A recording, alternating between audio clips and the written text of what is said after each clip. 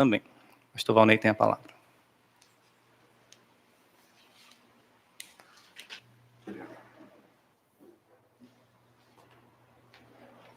Bom dia, alegria estarmos juntos. Não sei se os irmãos perceberam, nós aumentamos o distanciamento das cadeiras. Está todo mundo bem sozinho, isolado, triste aí, mas é necessário. Por conta disso, nós perdemos algumas fileiras de cadeiras. E aí agora, assim, vamos ver como vai fazer à noite, porque só na escola dominical, pelo que eu estou vendo, sobraram poucas, né? Então, vamos ver como proceder. Mas o que é que eu quero dizer? É que, chegar à noite, né, você tente vir para as cadeiras da frente, certo? Por exemplo, ó, tem uma aqui, essa aqui não tem músico não, né? Ó, tem uma aqui, tem atrás da Isabelle, tem ali, tem do lado do Ian. Se você observar bem, ainda tem várias cadeiras. De manhã não tem problema, porque deu certo. Mas à noite, talvez, né, falte um lugar ou outro, aí você procura quem vem à noite, as cadeiras mais da frente, ou quem chegar atrasado vai tentar procurar aqui uma cadeira na frente para podermos deixar um distanciamento maior, certo? Lembrando que quem é família, né, já está em casa, pode juntar sua cadeira para não se sentir sozinho. Mas fica à vontade, tá bom? Tudo bem, irmãos. Depois desses avisos de fórum público, vamos meditar na palavra de Deus, pensando hoje lá em Lucas 22. Abra sua Bíblia para Lucas 22. Enquanto você está abrindo, deixa eu me perguntar algo difícil na nossa vida. Com relação à traição. Se eu perguntar aqui, quem já foi traído? Certamente, todo mundo deve ter uma história de traição para contar. Não estou falando de traição conjugal. Estou falando de traição. Um amigo, um colega de trabalho, um conhecido, e você confiou, a pessoa lhe traiu, ou porque revelou algo que não devia, ou porque usurpou um lugar que era seu, ou porque te prejudicou, mesmo pelas costas, uma traição. Traições acontecem, eu acho, que quase todo mundo aqui, quase todo mundo tem uma história de algo assim, né, em maior ou menor grau, no que se refere à traição. Mas nós não reagimos bem à traição. Essa é a realidade. Quem reage bem quando é traído? Acredito que é difícil. É um momento muito difícil. O Senhor Jesus Cristo, o Filho de Deus, que encarnou-se, veio à Terra, ele também foi traído. E o Senhor Jesus é um modelo para nós, como nós devemos reagir diante da traição. O texto de hoje, em Lucas 22, do 1 ao 6, nos mostra que todos temos traidores e que nós devemos amá-los. Amar um traidor é um negócio extremamente difícil, não é verdade? Acho que nós passamos a vida para aprender algo nesse sentido. O Senhor Jesus Cristo, que é o Filho de Deus, mas encarnado aqui, ele teve um dos seus mais chegados amigos traindo-o, né? E foi uma traição das piores, né? Entregando para a prisão e a morte. E nós vamos observar como Jesus amou a Judas. Olha Lucas 22, verso 1. Estava próximo à festa dos pães asmos, chamada Páscoa.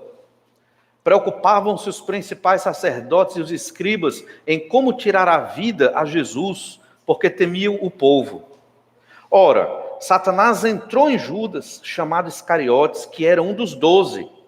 Este foi entender-se com os principais sacerdotes e os capitães sobre como lhes entregaria a Jesus. Então eles se alegraram e combinaram em lhe dar dinheiro. Judas concordou e buscava uma boa ocasião de lhe entregar sem tumulto. Todos nós temos traidores. Como nós reagimos às traições?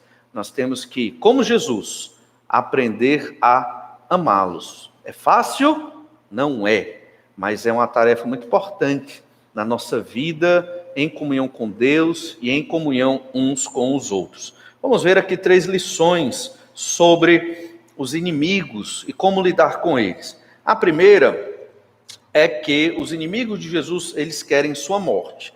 Então aqui a gente percebe claramente, essa é a última semana de vida do Senhor Jesus Cristo, antes da cruz, e Jesus estava sendo perseguido por todos os lados. Jesus estava sendo perseguido por sacerdotes, escribas, fariseus, então todo mundo estava tentando pegar Jesus naquele momento. Foi recebido em Jerusalém, como se fosse o Filho de Deus, que realmente o era, né? Todos louvando e cantando, recebendo o Messias, mas ao mesmo tempo foi perseguido pelos religiosos da época, que deveriam reconhecer em Jesus o Salvador, visto que eles conheciam as profecias do Antigo Testamento, mas não foi o que aconteceu.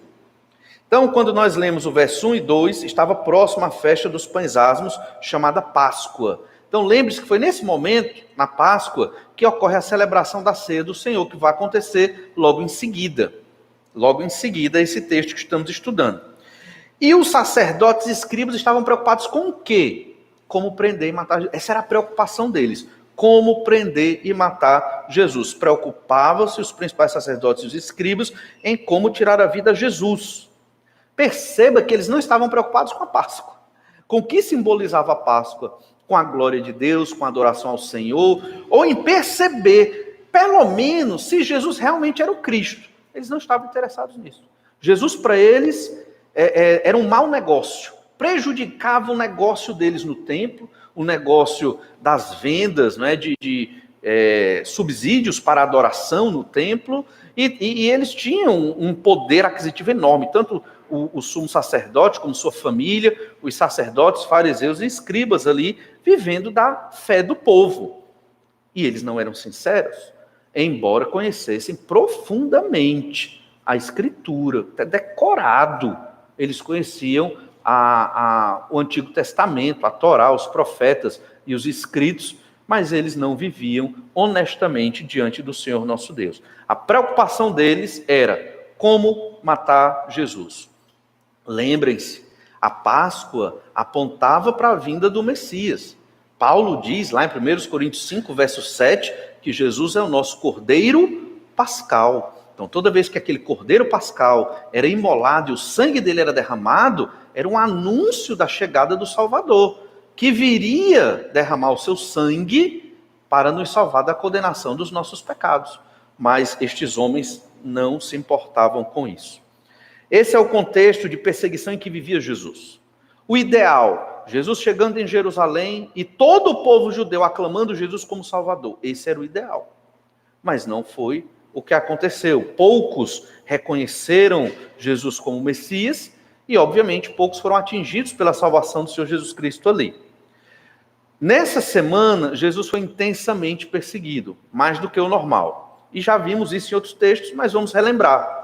Olha Lucas 19, 47. Lucas 19, 47. Diariamente, Jesus ensinava no templo, mas os principais sacerdotes, os escribas e os maiorais do povo procuravam eliminá-lo. Isso nessa última semana, diariamente. Jesus ia no templo, pregava o evangelho do reino, e eles queriam eliminá-lo. Perceba como a pregação da palavra estava causando efeito naquela liderança. Infelizmente, eles não se converteram. Eles se irritaram, criaram ódio, porque a Bíblia foi pregada, o Antigo Testamento, no caso, né? Os inimigos de Jesus criticaram sua autoridade em público, lembram disso? Lucas 20, verso 1. Aconteceu que num daqueles dias, estando Jesus a ensinar o povo no templo e a evangelizar, sobrevieram os principais sacerdotes e os escribas, juntamente com os anciãos, e o arguíram nestes termos: dize-nos, com que autoridade fazes estas coisas? Ou quem te deu esta autoridade? Isso aqui já foi uma atitude de desespero. Quem te deu essa autoridade para você vir aqui e falar destas coisas para o povo? Jesus estava pregando o evangelho que também foi anunciado no Antigo Testamento. Olha ainda Lucas 20, verso 19. Naquela mesma hora, os escribas e os principais sacerdotes procuravam lançar-lhes as mãos, pois perceberam que em referência a eles dissera esta parábola, mas temiam o povo. A parábola aqui é a parábola dos lavradores maus, que os fariseus e escribas se identificaram com estes lavradores maus. Logo, eles tentaram pegar Jesus de alguma forma. Mas tem um detalhe aqui muito importante. Por que eles simplesmente não prendiam Jesus naquele momento? Jesus diariamente estava pregando no templo. Por que eles não iam lá e prendiam? Porque tanto sacerdotes, escribas e fariseus, eles necessitavam do povo. Se eles perdessem digamos, a imagem positiva que eles tinham, a popularidade, eles iam perder em negócios. E o povo judeu sempre foi um povo aguerrido, o povo judeu iria contra eles. E poderia, né, causar muitos problemas para a dominação do sacerdote ali, dos escribas e dos fariseus. Não mexeram com Jesus nessa primeira semana por conta do povo. Então o povo estava gostando da pregação, o povo estava aprendendo os ensinos do Senhor Jesus Cristo e eles temiam. Foi o que acabamos de ler aqui no capítulo 22, verso 2, né? No finalzinho do verso 2. Porque temiam o povo. Eles não estavam com crise de consciência. Não vamos prender Jesus porque isso é pecado. Não vamos matar Jesus porque estamos indo contra a lei de Moisés. Eles nem queriam saber da lei de Moisés, queriam matar Jesus a todo custo. Mas por uma questão política, eles não prenderam Jesus nesse momento aqui.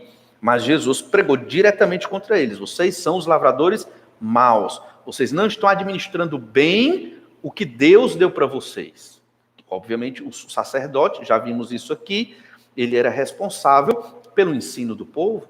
O povo devia aprender as escrituras a partir dos sacerdotes. Os fariseus começaram a ter esse papel também, e os escribas, só que nenhum desses grupos estava ensinando adequadamente a palavra de Deus. É muito parecido hoje, né? Nós temos muitas igrejas, mas quais igrejas ensinam a escritura, o evangelho, para que o povo de Deus aprenda a ler a Bíblia e no seu devocional diário, extrair da escritura o ensino de Deus?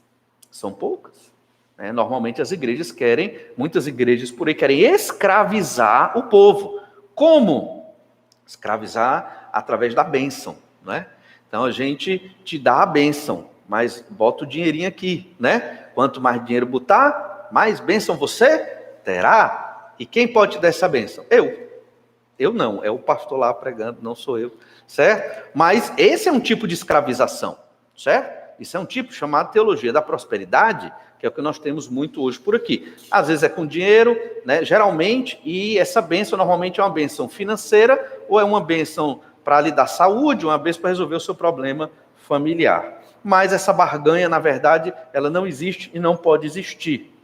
Olha ainda Lucas capítulo 20, verso 21. Os inimigos de Jesus aqui lançaram uma armadilha para ele. Então o consultaram dizendo... Lucas 20, 21. Mestre, sabemos que falas e ensinas retamente e não te deixas levar de respeitos humanos. Porém, ensinas o caminho de Deus segundo a verdade. É lícito pagar tributo a César ou não? Então, tentando colocar Jesus, né, numa situação complicada, que a resposta que Jesus desse aqui, ele se complicaria diante do Império Romano e diante do povo. A intenção era... não vamos matar Jesus, vamos jogar para os romanos matarem Jesus. Essa era a ideia, porque não queremos nos comprometer com o povo. E então, Lucas 21, verso 37. Né? Lucas 21, 37, olha o que Jesus diz. Jesus ensinava todos os dias no templo, mas à noite, saindo, ia pousar no monte chamado das Oliveiras. E todo o povo madrugava para ir ter com ele no templo, a fim de ouvi-lo. Isso estava maltratando, em um certo sentido, sacerdotes, escribas e fariseus. Eles não gostavam dessa popularidade de Jesus. Jesus estava buscando popularidade? Não. Jesus estava pregando o evangelho do reino. E o povo estava sedento do evangelho, que os sacerdotes, escribas e fariseus não davam. Mas eles queriam a popularidade. Então, esse foi o grande problema da engrenagem maligna para matar o Senhor Jesus Cristo. Esta é uma grande lição que nós temos aqui. Jesus, ele teve muitos inimigos que queriam a sua morte. Jesus não fez nada de mal para eles. Jesus pregou a palavra de Deus. Nós somos cristãos, que significa pequenos cristos, imitadores de Cristo. Não podemos ser diferentes do nosso mestre. Sempre que proclamarmos o evangelho do Senhor, seremos perseguidos e haverão inimigos. Isso é natural e normal. Por quê? Porque as trevas não gostam da luz. E a luz não pode ser igual às trevas. Reagir com ódio e animosidade. Por isso Jesus não reagiu com ódio e animosidade. Ele foi como uma ovelha muda para o matadouro. Jesus aguentou calado todas as perseguições. Quando falava, argumentava de modo muito coerente, muito lógico, não para ofender a pessoa, mas para apresentar a verdade do Evangelho, a verdade sobre o reino de Deus. Lá em Lucas 19:48, nós lemos: contudo, não atinavam em como fazê-lo, porque todo o povo, ao ouvi-lo, ficava dominado por ele. Então, eles temiam o povo, eles dependiam do povo para ter a riqueza deles. Se o povo fosse contra os sacerdotes, fariseus e escribas, eles estavam perdidos. Então, não vamos matar Jesus por causa do povo. Vamos tentar fazer com que os romanos matem Jesus. Nós vamos ver isso mais à frente, próximo do julgamento do Senhor Jesus. Segunda grande lição: quando Satanás penetra em nossas vidas, a destruição é certa. E Lucas colocou isso muito bem. Contexto de perseguição contra Jesus. Jesus pregando o evangelho todo dia no templo, na última semana antes da cruz, e todos os líderes queriam matá-lo. Então, verso 3. Ora, Satanás entrou em Judas, chamado Iscariotes, que era um dos 12. Quando Satanás entra na vida de uma pessoa, a destruição é certa. Certamente haverá problemas. E Judas permitiu que Satanás entrasse em sua vida. Judas era um dos amigos mais próximos de Jesus. O discípulo era um amigo. Na literatura grega e romana, a expressão discípulo também é muito usada para amigo. Que quando um mestre discipulava, aquele discípulo, aluno, também se tornava seu amigo. Dos vários discípulos que Jesus tinha, na época, cerca de 70, ele separou 12. 12 a quem ele chamou de apóstolos. E só podia ter 12. Veja como esses homens eram especiais. Eram amigos chegados de Jesus. Eram íntimos de Jesus. O Evangelho não nos conta tudo, mas nas viagens de Jesus eles dormiam todos juntos. Provavelmente ou no mesmo cômodo, ou na mesma casa. Eles compartilhavam as refeições. Nas caminhadas longas de Jerusalém a Jericó, imagine as conversas entre Jesus e os 12. Não foi revelado tudo, alguns sim, mas não foi tudo. Mas eles tinham intimidade, eles tinham essa confiança.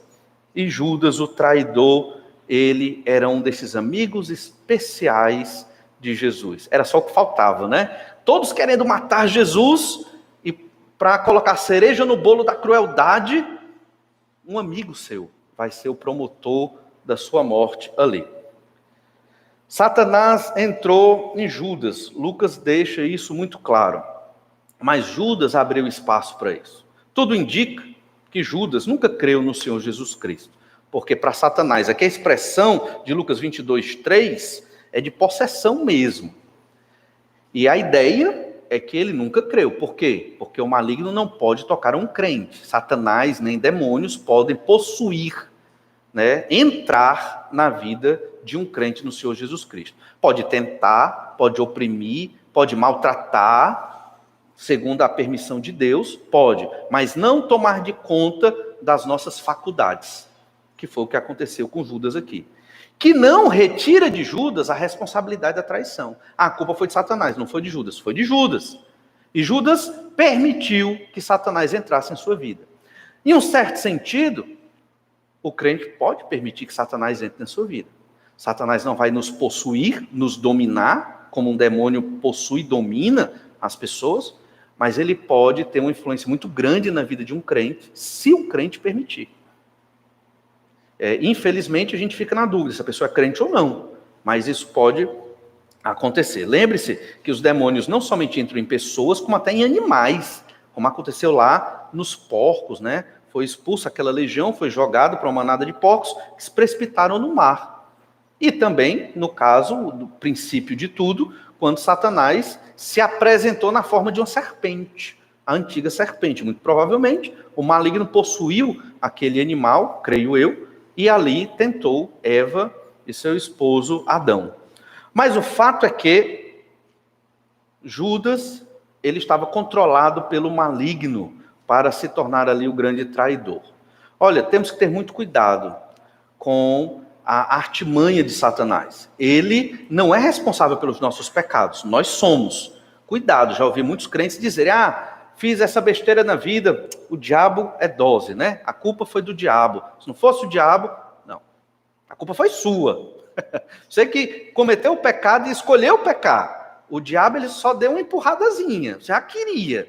O diabo só colocou os adereços, só falou aqui no seu ouvido, para que você quisesse consumar o que já estava no seu coração. E é o que nós vamos ver aqui, que aconteceu com Judas. João 13, verso 2. Olha, Evangelho de João, capítulo 13, verso 2. Durante a ceia, João 13, verso 2. Durante a ceia, tendo já o diabo posto no coração de Judas Iscariotes, filho de Simão, que traísse a Jesus.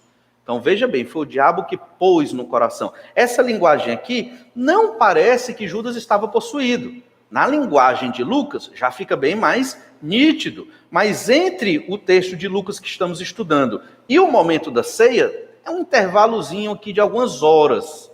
Mas foi o diabo que colocou no coração dele o trair. Olha, o diabo, hoje, para nós que somos crentes, ele sugere. Entende? Ele fala a nós a partir de muitas mídias, né? Até talvez você nem perceba, mas ele fala a você. Mas a culpa do seu pecado não é dele, você escolheu pecar. Então tenhamos cuidado com o maligno. Pedro já nos alerta, sede sóbrios e vigilantes. O diabo, vosso adversário, anda em derredor, como leão, que ruge procurando alguém para devorar. 1 Pedro 5, 8. Então, o diabo, ele não entra no crente, somos selados pelo Espírito Santo, mas ele está ao derredor, procurando uma oportunidade. Sabe qual é essa oportunidade? Eu não sou vidente não, mas eu vou dizer. É quando você deixa de ler a Bíblia. Essa é a oportunidade. Porque quando você deixa de ler a sã doutrina da revelação de Deus, ele vai colocar na sua mente outro ensino. O ser humano é que nem um computador. Você tem aqui o hardware, né, a parte física, e o software.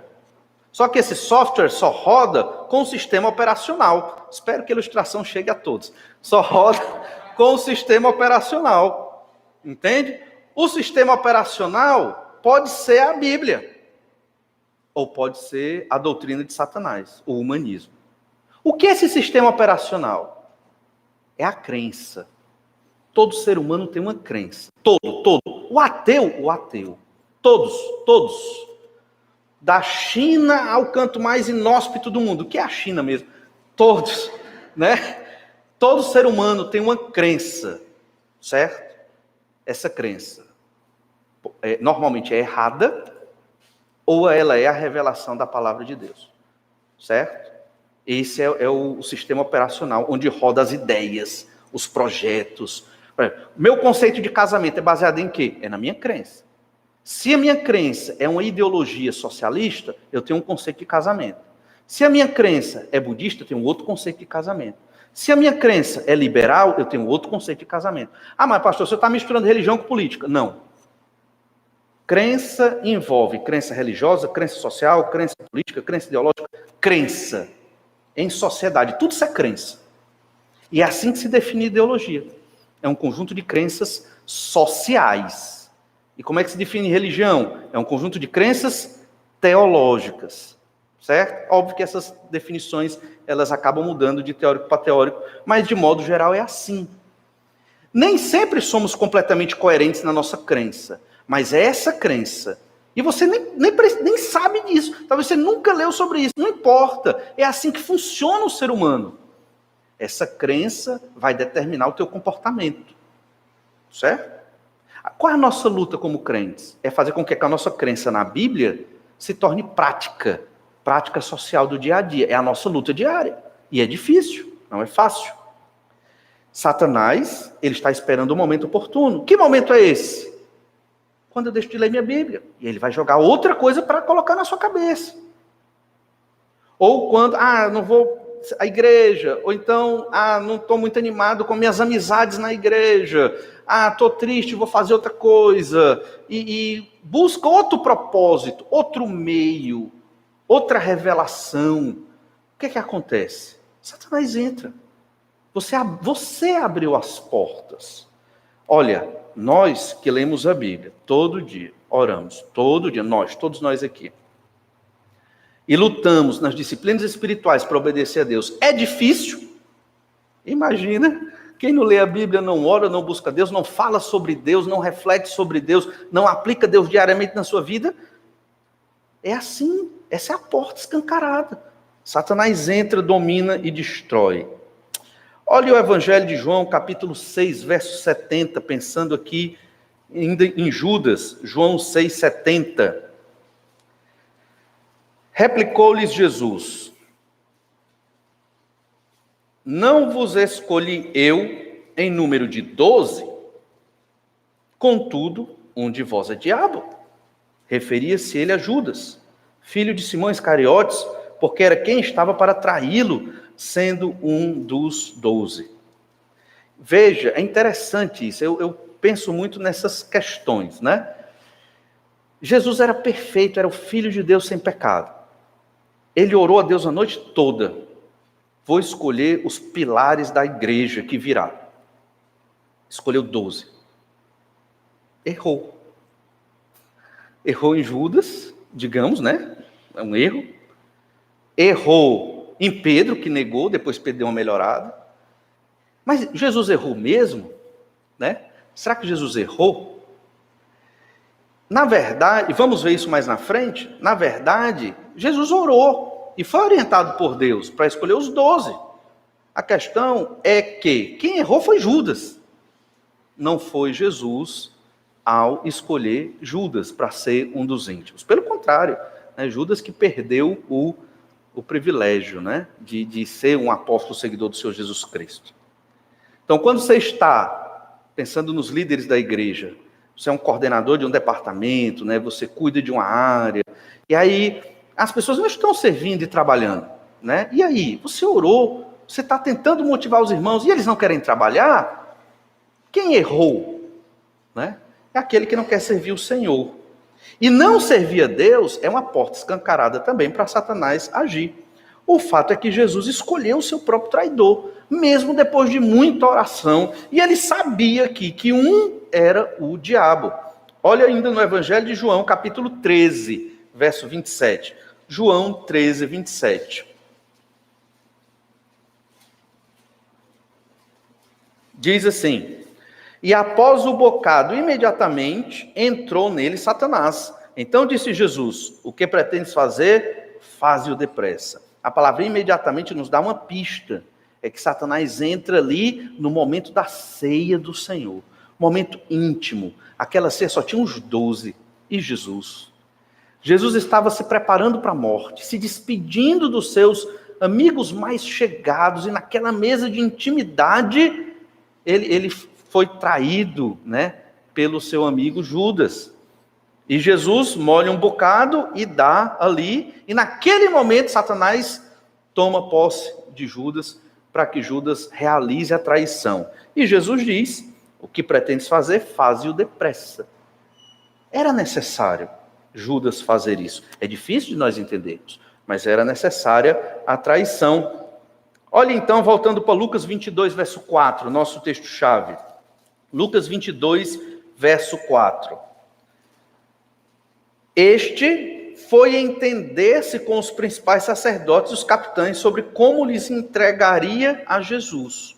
Então veja que ele foi lá ver como entregar a Jesus. Não foram os sacerdotes, escribas, que foram atrás de um discípulo para que esse discípulo traísse Jesus. Foi Judas que foi atrás. E a gente vai entender por que Judas estava tão indignado assim. Mas antes disso, veja que a vida de Judas foi completamente destruída quando ele deixou Satanás entrar na sua vida. Atos 1,16 apresenta como a vida de Judas foi destruída completamente. Lá em Atos 1,16, na verdade, vamos ler o verso 18. Atos 1,18. Ora, este homem adquiriu um campo com o preço da iniquidade, e precipitando-se, rompeu-se pelo meio, e todas as suas entranhas se derramaram.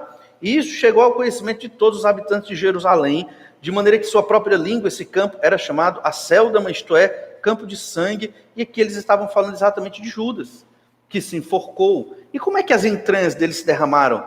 E ele se partiu? Ele ficou enforcado por muito tempo, a corda rompeu, ou o próprio pescoço rompeu, e ao cair no precipício, ele se espatifou. Terrível final para Judas. Lá em Mateus 27, verso 3, explica isso, um pouco sobre isso muito bem. Mateus 27, verso 3. Então Judas, o que o traiu, vendo que... 27, verso 3, Então Judas, o que o traiu, vendo que Jesus fora condenado, tocado de remorso, devolveu as 30 moedas de prata aos principais sacerdotes e aos anciãos, dizendo: pequei traindo sangue inocente. Eles, porém, responderam: que nos importa? Isso é contigo. Então Judas, atirando para o santuário as moedas de prata, retirou-se e foi enforcar-se. Então Judas aqui foi enforcar-se, e é o que acontece um pouco lá no relato de Atos capítulo 1. Existem algumas questões a explicar lá em Atos 1, mas que nós não vamos fazer hoje, até devido ao tempo, com relação ao campo, a comprar o campo, a ter devolvido as moedas, mas quando observarmos Atos 1, a gente explica um pouco mais sobre isso. O fato é que ele foi enforcar-se, foi se suicidar, e é o que aconteceu. E nós até na nossa cultura nordestina, temos muito sobre Judas se enforcando, vamos enforcar Judas. Aí você, no período da paixão de Cristo, na semana da paixão, a gente compra um boneco do Judas e a turma enforca, porque ele é o traidor, certo? Só um parêntese aqui, uma curiosidade, é que certa vez um missionário foi contar a história do Senhor Jesus Cristo e mencionar Jesus como Salvador. Só que ao contar a história, antes de chegar em Jesus, que morreu na cruz para nos salvar, passou por Judas. Só que aquela comunidade tribal tinha a traição como virtude. Então eles entenderam que Judas era o Salvador, porque ele foi quem traiu. Aí o missionário teve que passar anos ali para retirar essa ideia da cabeça do povo e mostrar que Jesus era o Salvador. Veja como é difícil o trabalho do missionário. Mas esse texto de Mateus 27, 3 nos mostra algo interessante. A diferença entre arrependimento e remorso. Pedro negou Jesus 3 vezes. Ele se arrependeu, chorou, se levantou e continuou fiel a Deus. Judas, trair Jesus aqui é um tipo de negação muito grave, claro, mas ele não se arrependeu, ele sentiu remorso. Irmãos, remorso é culpa. Culpa é o que nós sentimos quando não temos fé no Senhor. É o que nós sentimos quando não temos fé no Senhor Jesus Cristo. Por quê? Porque Jesus levou as nossas culpas quando morreu na cruz. Você pode cometer o pior pecado que existe. Todo pecado é terrível. Mas digamos que você cometeu o pior pecado que existe. Se você se arrepender, pedir perdão a Deus, confessar o seu pecado, o Senhor é fiel e justo para te perdoar, porque Jesus morreu numa cruz para termos o perdão dos nossos pecados. Você não precisa viver com culpa ou remorso. A culpa é a razão de muita depressão. A culpa é a razão de suicídio. Muito suicídio é motivado espiritualmente por pessoas que não têm perdão. Não se perdoam, não têm o perdão dos outros, ou o perdão da sociedade, ou algo nesse sentido, e vão no caminho de Judas, se matam. Se Judas tivesse se arrependido, ele seria aceito, talvez, muito provavelmente, se ele fosse crente no Senhor Jesus Cristo, mas tudo isso mostra que ele não era, ele teve o remorso. Quando Satanás entra na nossa vida, é isso que acontece. Destruição completa. Ele está como um leão em derredor. Não abra a mínima brecha para que Satanás fale a você e você esqueça as verdades da Bíblia. Uma das coisas mais tristes que eu testemunho na minha vida é falar a Bíblia para uma pessoa, claramente, ela dizer, eu entendo, mas eu não quero. Eu já ouvi isso algumas vezes. Isso é tão terrível que eu oro a Deus para eu ter condição. Eu não consigo, mas não tem mal o que dizer. Né? Eu fico muito triste. Eu digo, irmão, eu só posso orar por você. Se a Bíblia não vai resolver, não tenho que resolva. Que Deus te abençoe, tenha misericórdia. Não tenho mais nada para lhe dizer. Porque a Bíblia é o poder de Deus. É o Espírito Santo que opera em nós. Então, nós temos que estar sempre ligados à Escritura, para não dar brecha ao maligno. Sempre em oração, vigiando e orando, porque o maligno está ao redor. Judas não fez isso. Muito provavelmente seguiu Jesus para obter lucros. Muitas pessoas seguem Jesus porque querem receber coisas. Essa é a pregação da teologia da prosperidade. Nós somos diferentes. Nós, crentes em Jesus, seguimos Jesus para sermos servos de Jesus, para dar a nossa vida à obra de Jesus, que se chama igreja. Não é só a Igreja Batista Manancial, mas é a igreja do Senhor Jesus Cristo, a congregação dos convertidos, dos santos. Se você está na igreja para receber coisas, esse não é o propósito. Você tem que estar na igreja para a glória de Deus. Vai receber? Claro, né? Deus vai nos abençoar. É óbvio, servir a Deus é uma bênção. Mas essa não é a nossa motivação. Como Jesus reagiu então ao traidor? Como? Olhe João capítulo 13, verso 1. João 13, verso 1. Ora, João 13, verso 1. Ora, antes da festa da Páscoa, sabendo Jesus que era chegada a sua hora de passar deste mundo para o Pai, tendo amado os seus que estavam no mundo, amou-os até o fim. Olha aí, interessante, né? Jesus amou até o fim. Então nós não podemos amar só uma parte, né, na nossa vida. Ame até o fim da sua vida na terra. E aí ele diz, verso 2, durante a ceia, tendo já o diabo posto no coração de Judas Iscariotes, filho de Simão, que traísse a Jesus, sabendo este que o Pai tudo confiara às suas mãos, e que ele viera de Deus e voltava para Deus, levantou-se da ceia, tirou a vestimenta de cima e, tomando uma toalha, cingiu-se com ela. Depois deitou água na bacia e passou a lavar os pés aos discípulos e a enxugar-lhes com a toalha com que estava cingido. Veja bem, né? Jesus sabia que o seu momento tinha chegado. Ele amou todos até o fim, ou seja, ele amou até o traidor. Jesus podia ter feito, sabe o quê? Se fosse eu lavava os pés de todos, menos o de Pedro e o de Judas. Pedro não, porque você é muito afoito. Judas, você vai me trair. Não tem pé lavado, pé sujo. Talvez eu fizesse isso, muito provavelmente. Mas o Senhor Jesus Cristo, ele não fez. Entende? E é assim que nós devemos viver. Até aquele que vai nos trair, de alguma forma fazer um mal grande para nós, nós devemos amá-lo, servi-lo. É fácil? Não. Quem disse que era fácil? Irmãos, na verdade, isso é um milagre. Quando um pecador imita Jesus amando aquele que o trai, isso é um milagre. Isso só acontece quando você tem comunhão com Deus, quando você lê sua Bíblia, quando você tem vida de oração, quando você nega os prazeres da carne, quando você entende que Deus é a pessoa mais importante da sua vida. Só assim você consegue amar o traidor. Todos nós temos traidores na nossa vida. Todos nós. Pode ser da família, de fora da família. Se não teve, vai ter, vai acontecer, porque é da natureza humana. Tomemos como lição não sermos esses traidores e tomemos também esse aprendizado, amar. Olha, veja que Jesus sabia que Judas era o traidor. Sabendo este que o Pai tudo confiara às suas mãos e que ele viera de Deus. Jesus sabia tudo isso. Foi o que ele fez? Lavou os pés, se humilhou. Isso não era uma prática comum na época, certo? Quem fazia isso era um servo, um empregado, contratado para lavar os pés ali. Um mestre, um rabino, Jesus era tido como rabino, jamais faria um negócio desse. Humilhação completa. Mas Jesus fez. demonstrando o quê? Amor. É assim que nós reagimos ao traidor. Mas não se esqueça, quando Satanás penetra em nossas vidas, ele destrói tudo. A vida de Judas, ela se acabou. Ele andou com o Criador do mundo por 3 anos e não aproveitou. Não soube aproveitá-los.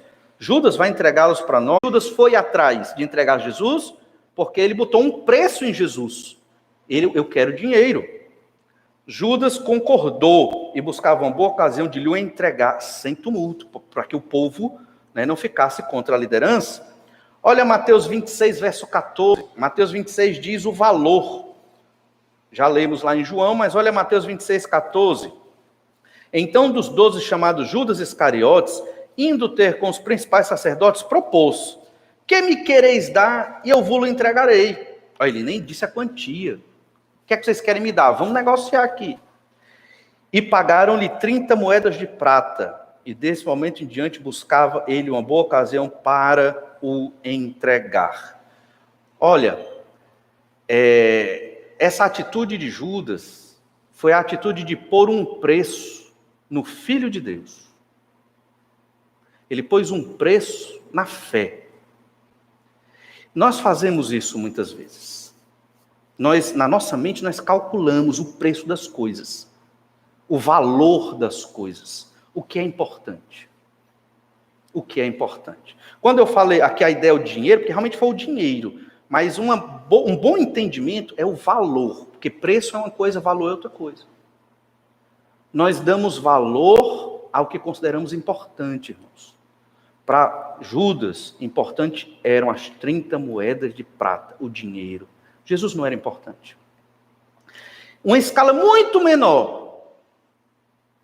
Quem trabalha demais, não tem tempo para Deus, está pondo um preço nas coisas de Deus. Significante.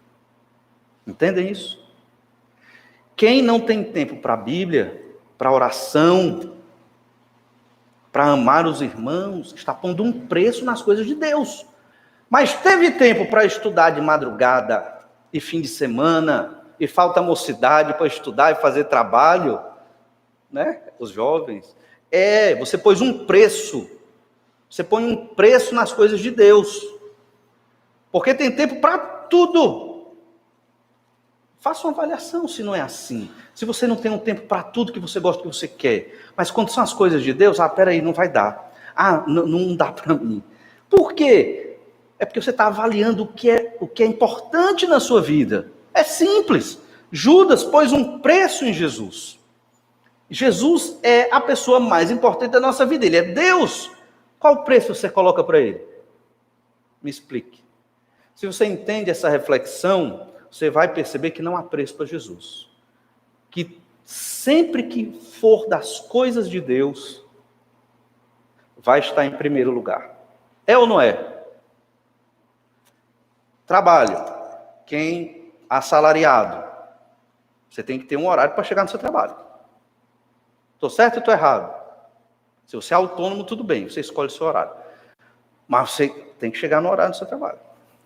E nas coisas de Deus? Irmãos, nós temos que melhorar a nossa forma de entender o mundo e entender aos olhos da Escritura.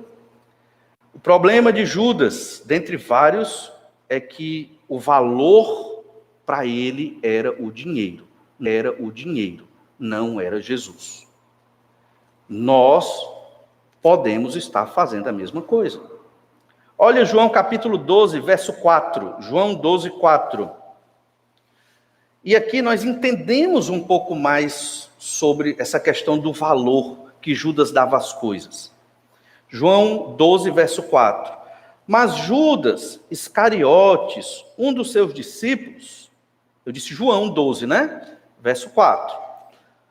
Mas Judas Iscariotes, um dos seus discípulos, o que estava para traí-lo, disse: por que não se vendeu este perfume por 300 denários e não se deu aos pobres?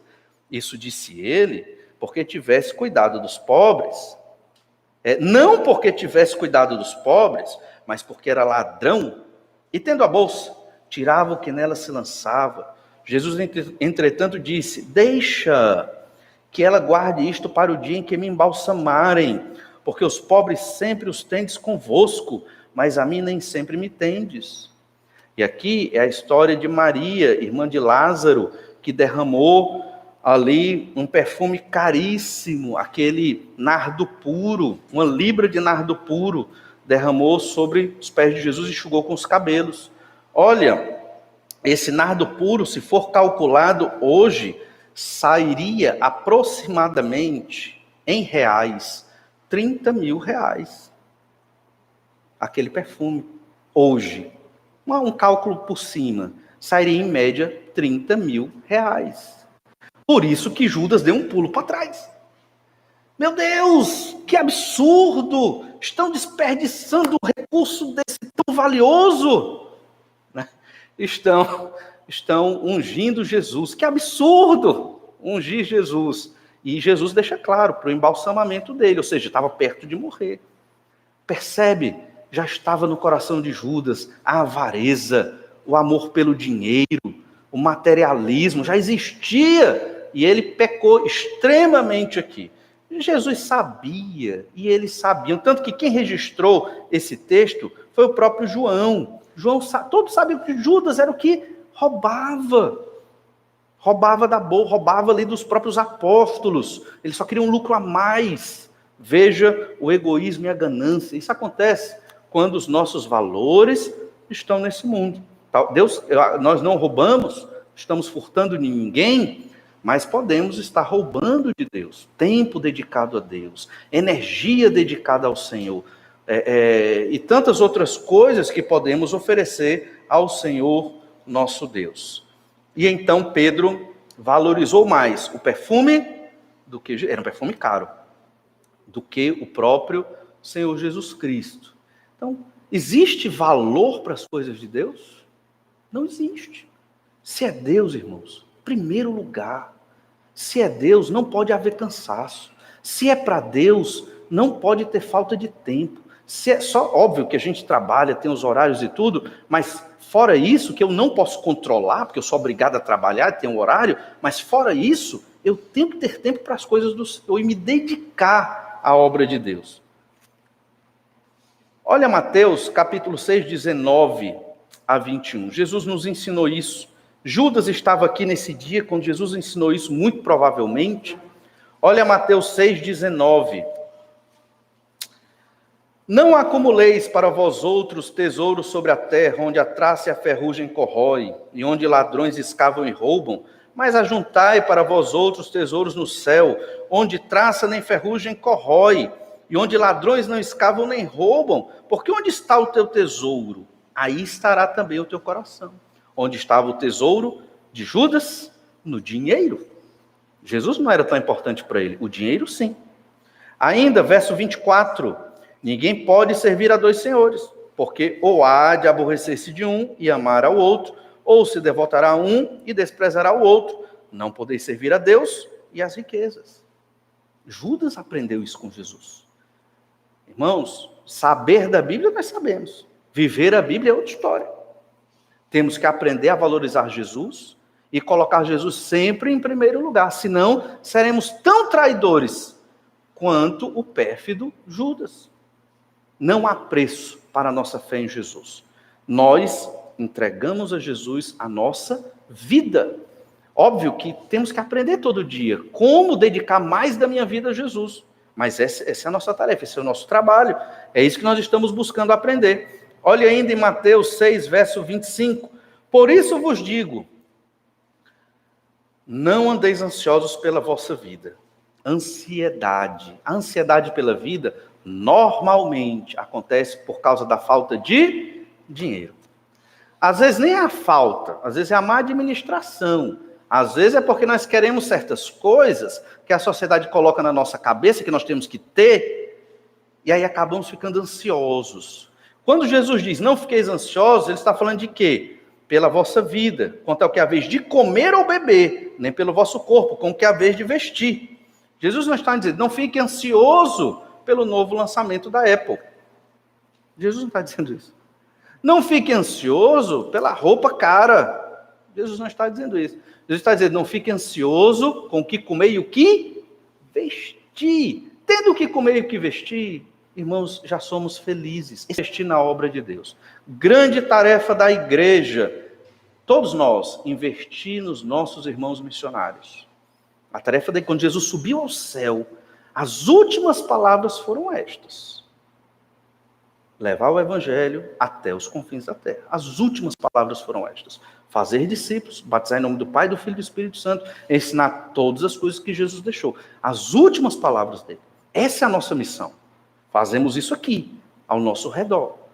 Mas devemos também proporcionar braços da igreja em outras partes do mundo que proclamem o evangelho. Missão clara de Jesus para a igreja. Mas o materialismo nos impede. Olha 1 Timóteo 6,10, vou ler rápido por causa do tempo. Porque o amor do dinheiro é a raiz de todos os males. E alguns nessa cobiça se desviaram da fé e a si mesmos se atormentaram com muitas dores. Parece que ele está descrevendo Judas. O amor ao dinheiro é a raiz, não é o dinheiro. Podemos ter dinheiro para investir nas coisas do Senhor, mas amá-lo, colocar preço nas coisas de Deus, valor nas coisas do Senhor, como, por exemplo, trabalhar é mais importante do que estar no culto, ou estudar para um concurso é mais importante do que ler a minha Bíblia. E essas coisas, você está numa perspectiva completamente errada. Óbvio que tem as devidas adequações, é claro, porque você tem um horário fechado de trabalho, a gente entende isso, mas estou falando no seu outro tempo. E o verso 6, o que é lucro na perspectiva de Deus? 1 Timóteo 6,6, de fato, grande fonte de lucro é a piedade com o contentamento. Isso é lucro. Fonte de lucro não é o dinheiro. É você ser piedoso, ter comunhão com Deus e estar contente com a sua vida, com o que Deus lhe deu. Você podia ter nascido na família real inglesa lá, ser filho da rainha Elizabeth, ou filha da rainha Elizabeth. Podia, não podia? Mas Deus não quis. Você nasceu na sua família, aqui nessa localidade, ou próximo, e você está aqui hoje. A sua história foi assim que Deus quis. Contentamento, satisfeito com a vontade de Deus. O que Deus me deu é uma bênção. Piedade, vida com Deus. Contentamento, satisfação com o que Deus tem me dado. Jesus sofreu ao ser traído por Judas, porque Judas pôs um preço na cabeça de Jesus? Sim, certamente. Jesus sofreu e não foi pouco. Talvez lendo o Evangelho achamos que Jesus não sofreu. Mas olhe um texto que mostra o sofrimento de Cristo com a traição, o desejo de Judas de ter mais dinheiro, que não resolveu nada, porque ele acabou se matando pouco tempo depois. Olha João 16:32. Jesus dizendo, ainda no contexto da ceia, provavelmente Judas já tinha saído para trair. Eis que vem a hora, e já é chegada, em que sereis dispersos, cada um para a sua casa, e me deixareis só. O momento mais difícil da vida de Jesus. Ele ajudou multidões, fez inúmeros milagres, e no momento que ele mais precisou dos seus melhores amigos, todos fugiram. E um traiu. E é o que Jesus diz, contudo, não estou só. Percebe? Nunca estamos só. Por quê? O Pai está comigo. Então, Jesus entendia que Deus estava com ele, em todas as situações, em todos os momentos. Vamos ser traídos, em algum momento. Um amigo, um irmão, um familiar, um colega, a traição acaba chegando. Que não sejamos nós os traidores, mas a traição acaba chegando. E talvez você se sinta só, sem ninguém perto de você. Mas isso, olha, Jesus revelando o sofrimento dele. Mas não se sinta só. Né? Não se deprima. O Pai está com você. Jesus disse, estou todos os dias convosco. Né? Estarei, melhor dizendo, todos os dias convosco, até a consumação dos séculos. E então Jesus diz no verso 33, João 16:33, estas coisas os tenho dito, para que tenhais paz em mim. No mundo passais por aflições, mas tende bom ânimo. Eu venci o mundo. O Senhor Jesus sofreu na traição, no abandono, mas onde ele encontrou forças? No Senhor. E ele não esteve só. O Pai estava com ele. O Senhor fortaleceu, o Senhor o consolou. Jesus venceu o mundo. significa que nós também podemos vencê-lo em nome do Senhor Jesus Cristo. Irmãos, todos temos traidores. Jesus foi traído, Satanás penetrou ali na vida de Judas e fez uma desgraça na vida dele, e ele o traiu por causa do dinheiro. Observe esses elementos, né? E as lições práticas deles. O homem que nos trai, nós devemos amar. Satanás, que é o promotor desta traição, nós devemos fugir dele, correr longe. E o dinheiro, nós devemos usar para a glória de Deus, na obra missionária, especialmente para que o Senhor seja glorificado. Vamos orar, pedir que o Senhor nos abençoe.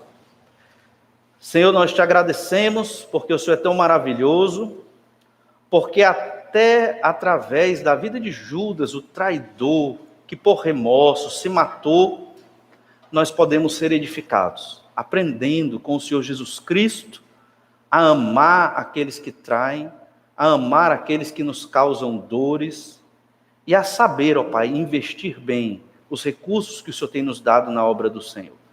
Pai amado, que o Senhor nos fortaleça, nos transforme mais e mais para sermos a semelhança do Senhor Jesus.